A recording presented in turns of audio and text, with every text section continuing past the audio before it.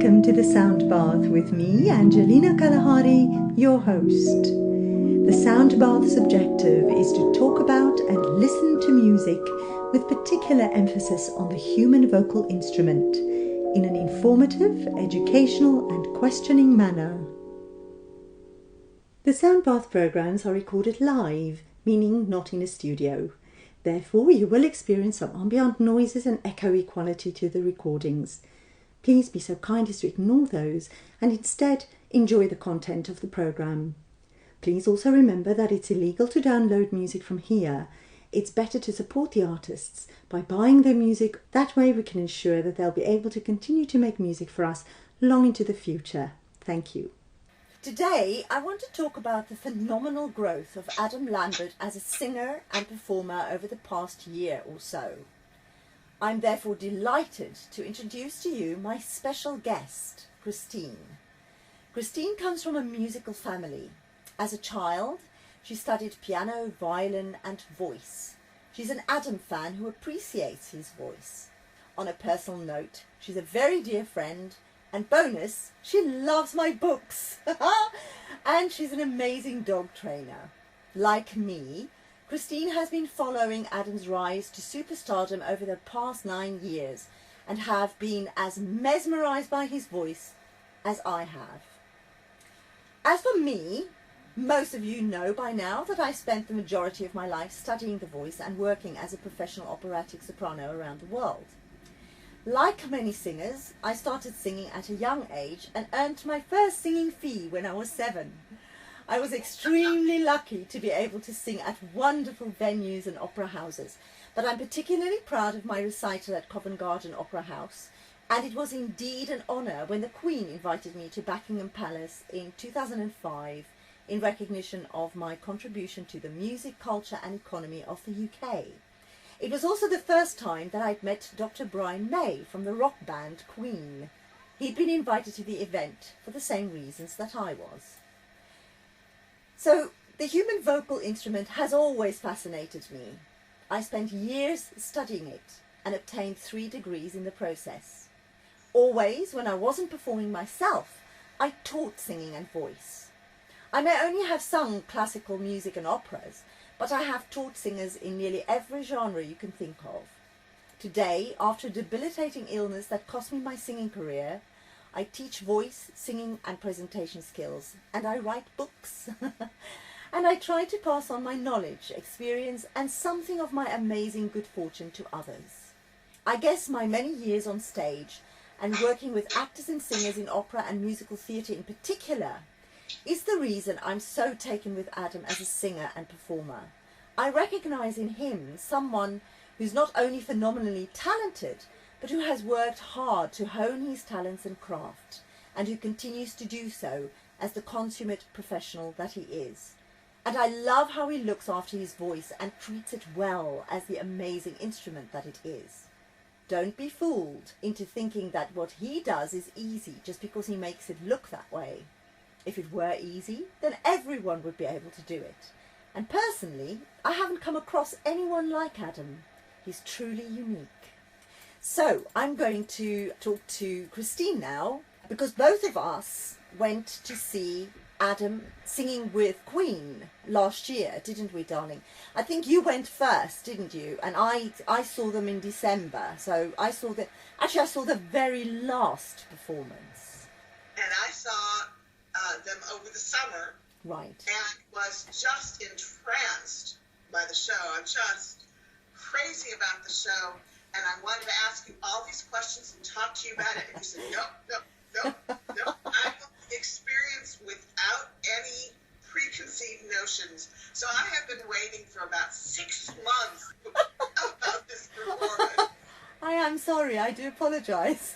Well, but I'm not that sorry, yeah, because I really, really wanted to have a virgin experience, if you know what I mean. I had seen them before, of course, but this time around I wanted it to be a fabulous experience, and it was. But tell us first about your experience in the summer. Well, interestingly, I mean, as you had said, I had been following Adam since he was on American Idol. He blew me away on his audition. I said, oh my gosh, this guy can sing. I mean, this guy can sing. And it only took the first phrase of Bohemian Rhapsody for me to go, oh. Yeah. But anyway, I have been impressed from the very beginning, and even some of his YouTubes from before he was on Idol, Right. when he was 23, 24 years old, Mm-hmm. how amazing his voice was. Mm-hmm. So, and I had seen Queen the first time around with Adam. Right. So, I thought I knew what I was in for. Right. You know, I thought it was going to be more of the same wonderfulness.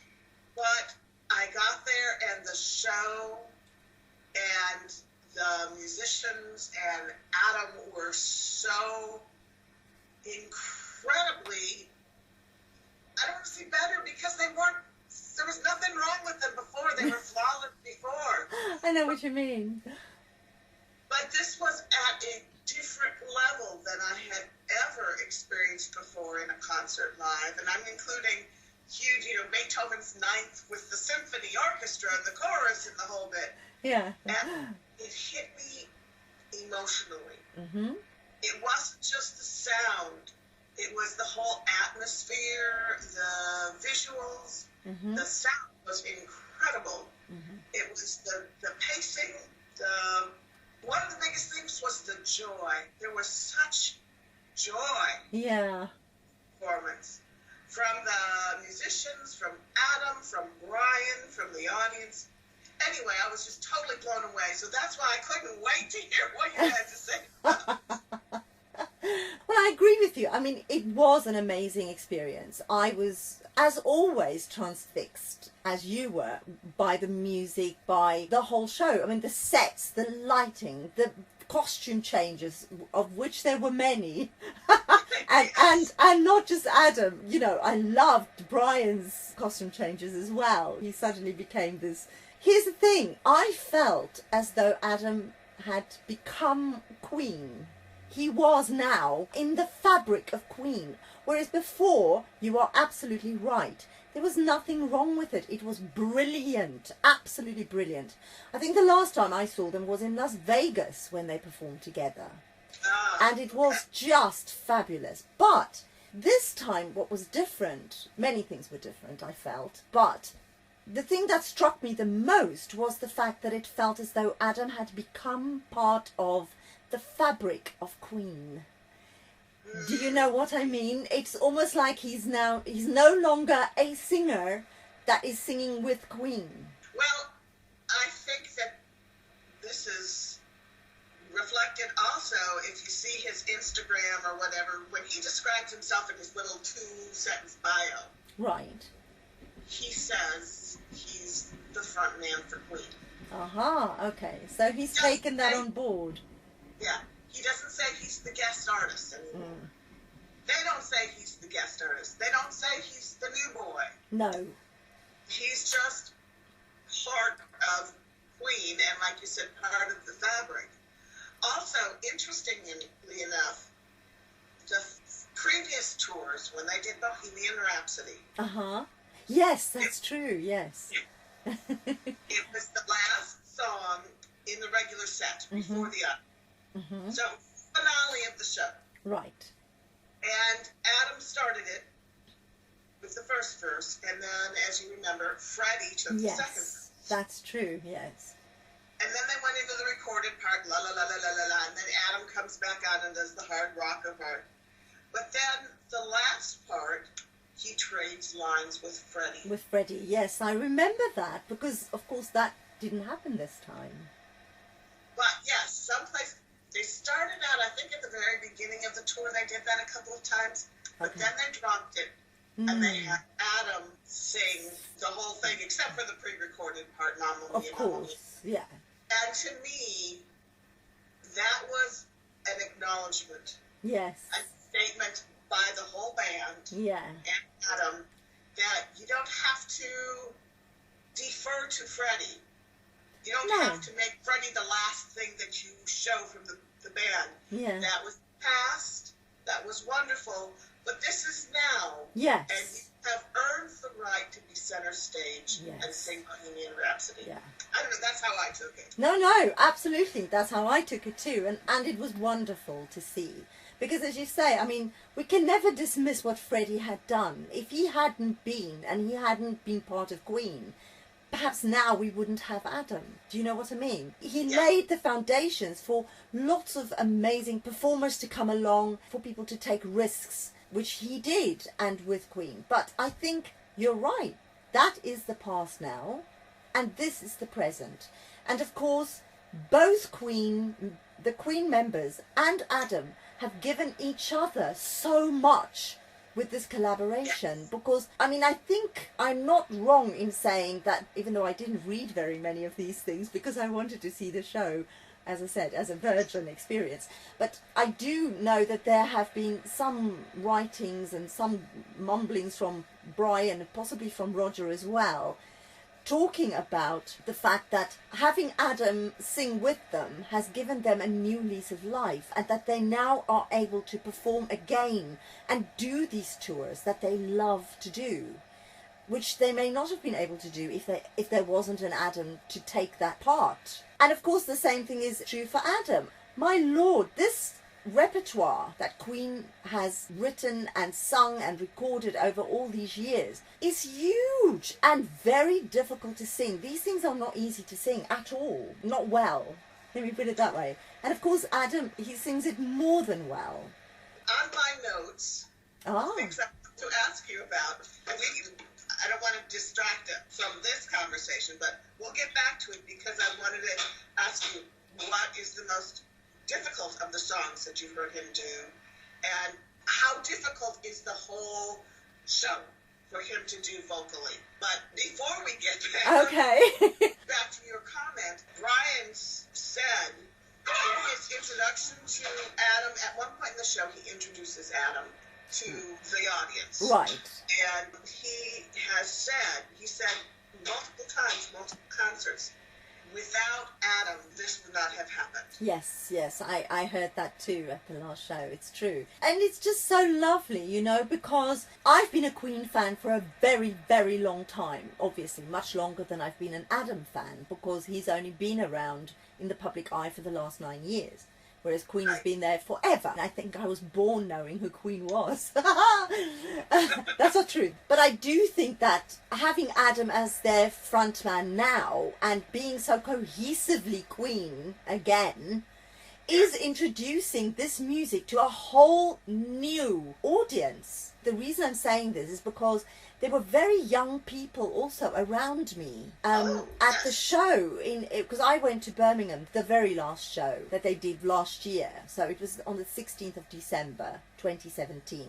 And there were children dancing and going crazy, and obviously that would not have been... Well, that even their parents would not have been the Queen generation. It had to be their grandparents who would have seen the original Queen. Exactly, and that's my point. It was brilliant to see it.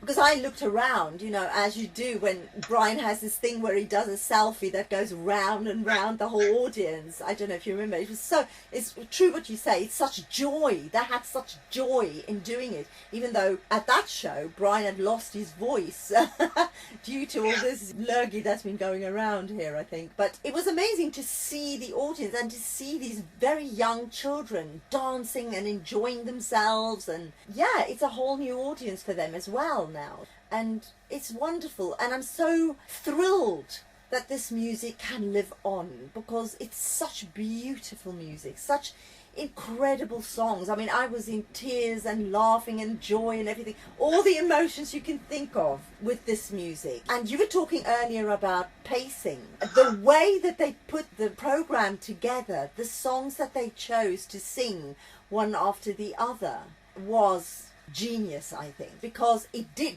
literally therefore take you through all these emotions. It wasn't just bum bum bum bum up there and then low, and no, it was a whole mixture. So you literally, you were swept along emotionally with them. Yes.